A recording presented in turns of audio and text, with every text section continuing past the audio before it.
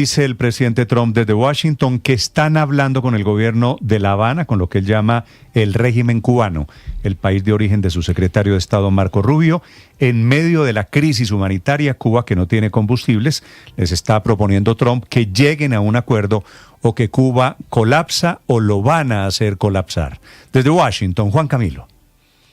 No tiene combustible, no tiene turistas, no tiene plata Cuba, Néstor. Eso desde las recientes semanas. Bueno, esta crisis se ha venido agravando recientemente, pero van a completar un mes desde que Estados Unidos impuso, o el presidente Trump más bien, esa orden ejecutiva que restringía a cualquier otro país de realizar negocios con Cuba, concretamente en la imposición de aranceles para cualquier país que diera petróleo o que tuviera algún tipo de relación comercial con Cuba. De ahí se ha agravado esta crisis que se está convirtiendo en una crisis humanitaria que le hemos visto traducida, por ejemplo, en la caída del turismo, pero también, por ejemplo, en la cancelación de vuelos de varias aerolíneas internacionales, como por ejemplo Air Canada, LATAM, WestJet, aerolíneas de Rusia como Rosilla, Nordwind Airlines, entre otras que también han tenido que suspender vuelos hacia la isla, Air France, Iberia, Air Europa, entre otras aerolíneas que se han visto afectadas por la falta de combustible, que también ha generado, por supuesto,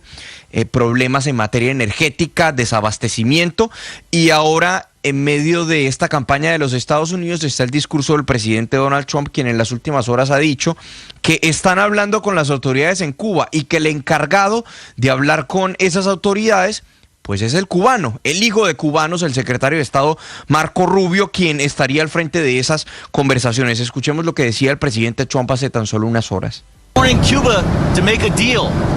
What does that deal look like? What do you want them to do? Cuba is right now a failed nation. They don't even have jet fuel to get for airplanes to take off. They're clogging up their runway. We're talking to Cuba right now, and Marco Rubio talking to Cuba right now. And they should absolutely make a deal because it's really a humanitarian threat. And we have a lot of great Cuban Americans, and they're going to be very happy when they're going to be able to go back and say hello to their relatives and do things that they should have been allowed to do for a long time.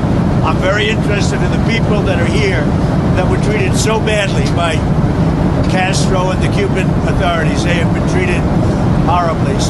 Allí le preguntan al presidente Trump que qué tipo de acuerdo es el que está pensando para Cuba. Él dice, tienen que llegar a un acuerdo rápido. Cuba es una nación fallida, no tienen combustible ni siquiera para sus aviones. Estamos hablando con Cuba ahora mismo. Está Marco Rubio y absolutamente tienen que llegar a un acuerdo porque es una crisis humanitaria. Y recuerda, tenemos a muchos cubanos estadounidenses aquí en el país que queremos que regresen a su hogar, a ver a su familia. Ellos van a estar muy felices. Estamos muy interesados en el bienestar de esta gente que ha sido tratada muy mal por los Castro durante décadas, es lo que decía el presidente Trump. Ahora bien, ¿qué acuerdo quiere? Pues él no dice, pero está claro qué es lo que quiere los Estados Unidos. Eso sí lo ha dicho el secretario de Estado Marco Rubio en repetidas ocasiones. Ellos quieren un cambio de régimen en Cuba, que haya una transición hacia la democracia, que haya más libertad económica, pero también libertad particular, libertad personal, garantías democráticas en la isla. ¿Cómo será ese proceso o qué es lo que piensa Estados Unidos que como debe adelantarse a ese proceso? No está claro por parte de la administración Trump, que hasta ahora solo ha mostrado una estrategia que parece consistir en apretar las tuercas en contra del régimen, generar las condiciones para que el pueblo cubano muestre su descontento saliendo a las calles y pidiendo un cambio de gobierno allí en Cuba. Pero en cualquier caso, Néstor, la crisis se sigue agravando, particularmente desde esa fecha del 29 de enero, Néstor. También en otras partes del mundo, por cuenta de la ideología, se está destruyendo cierto rigor, cierta conveniencia que había alrededor de la ciencia. Esta mañana el dato en Europa es la cantidad cada vez más creciente de gente en Europa, repito, que no se quiere vacunar, socavando la inmunidad colectiva, reporte de la Organización Mundial de la Salud. Desde Londres, Silvia Carrasco. Sí, Néstor, lo que está diciendo la Organización Mundial de la Salud es que la resistencia vacunal impulsada por la desinformación en las redes sociales está causando descensos de coberturas en regiones, no solamente en Europa, sino que también en América y en el Mediterráneo Oriental. Dice que en 2024 30 millones de niños de menos de 5 años quedaron subprotegidos contra el sarampión.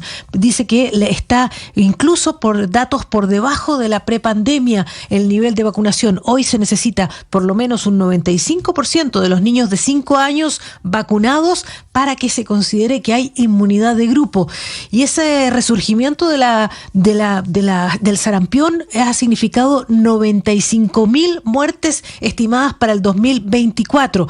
Y está ocurriendo en países con economías desarrolladas, como es el Reino Unido. En el Reino Unido acaba de ser deslistado por la Organización Mundial de la Salud como país libre del sarampión, y se ha puesto en marcha una normativa del gobierno británico que dice que todo niño no vacunado, ante la cercanía de otro niño con sarampión, debe ser inmediatamente aislado. Por lo tanto, todos los niños no vacunados, si surge un caso o en su familia o en el colegio de sarampión, tiene que quedarse 21 días fuera del colegio. Esa es la orden que se ha dado a partir de ahora, porque en el Reino Unido, Néstor, el nivel de vacunación de niños de 5 años con la triple vírica ha caído al 67%. O sea, la media del mundo está en el 86%, que ya es baja, pero en el Reino Unido está en el 67%. Pero no es el único caso de enfermedad que ha resurgido. También dice la Organización Mundial de la Salud que está resurgiendo la meningitis, la fiebre amarilla, las enfermedades como la difteria y tosferina, que en áreas de baja cobertura vacunal. Néstor, hay que decir, el sarampión es una enfermedad que es una de las enfermedades más contagiosas que existe. Los niños, cuando tienen sarampión, las gotitas quedan en el aire y pueden contagiar desde 4 días antes de que aparezca la erupción hasta 4 días después. Los niños no vacunados son los que tienen el efecto más grave, porque pueden producirse infecciones de oídos, neumonía, diarrea, encefalitis, convulsiones y en raras ocasiones fallecimientos, que ocurre con mayor intensidad en los niños no vacunados y en las personas inmunodeprimidas. Pero mira, es tan escaso el número de fallecimientos que ya son 95.000 en un año en el planeta, Néstor.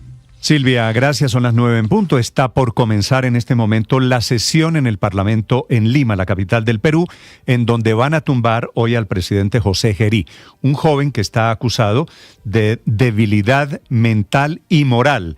Hay 2 investigaciones de la Fiscalía por tráfico de influencias, una por la intervención en la contratación irregular de 5 mujeres en su gobierno. Y en esas reuniones está el problema moral que le adjudican en la oposición. Desde Lima, Bruno de Ayala.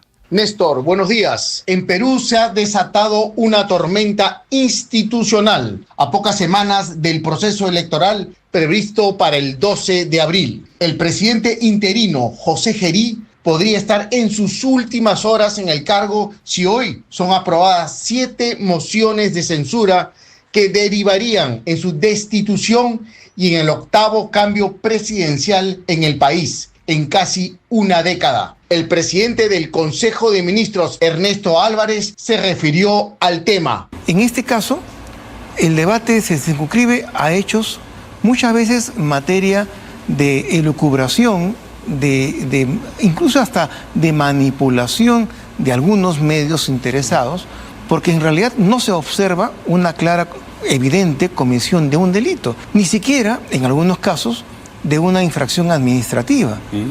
El canciller Hugo de Sela afirmó que la inestabilidad con varios presidentes en los últimos años perjudica al país.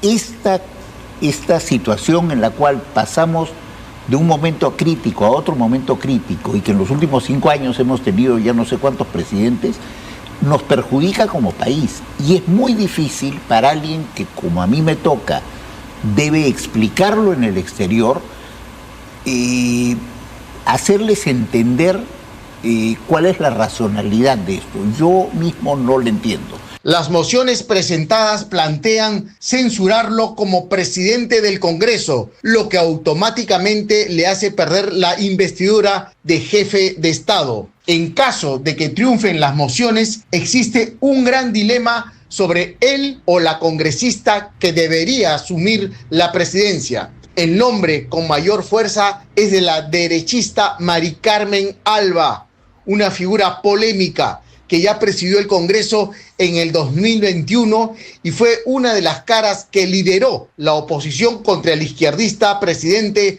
Pedro Castillo. Perú enfrenta así la posibilidad de que Palacio de Gobierno reciba a su octavo ocupante en una década, en un contexto de desgaste político y fragmentación parlamentaria. Desde Lima, Bruno de Ayala,